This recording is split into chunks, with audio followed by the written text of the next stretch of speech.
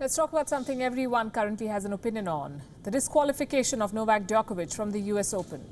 He's the world's #1 tennis player, he's in form, he has a massive fan following, but he can no longer play this Grand Slam. For those of you who've not been following tennis, Djokovic has been disqualified from the US Open because he has defaulted. It happened during the 4th round of the US Open. He was playing Spain's Pablo Carreño Busta.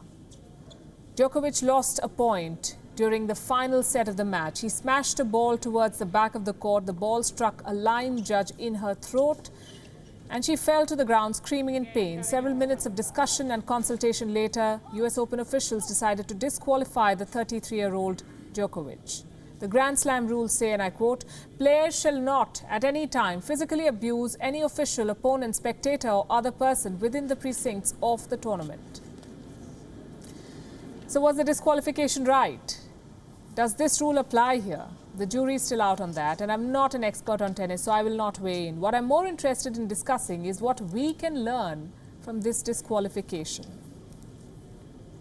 The importance of staying calm. No matter who you are, what you do, what kind of a situation you're in, it is important to remain calm. Djokovic has a reputation for this sudden burst of anger. He's even been called out for this in the past. Why is it unbelievable? Yeah, because you're always picking this kind of things. It's incredible. You keep doing these things. You know, I keep doing these things. Well, why don't I get suspended then? I'm saying you were close, weren't you? That's what I'm saying. I'm close. I'm still not suspended, so if I'm not close, I'm not close.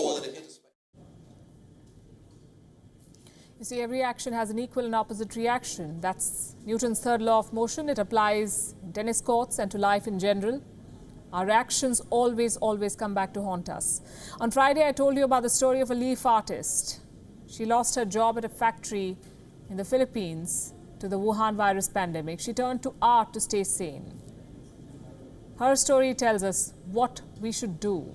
Djokovic's story tells us what we shouldn't. And I have nothing against him. He's a brilliant tennis player. So many of us love his game. He's a global icon. People hero worship him. Being passionate about your work is very important. But there's no excuse for misbehaving with a colleague.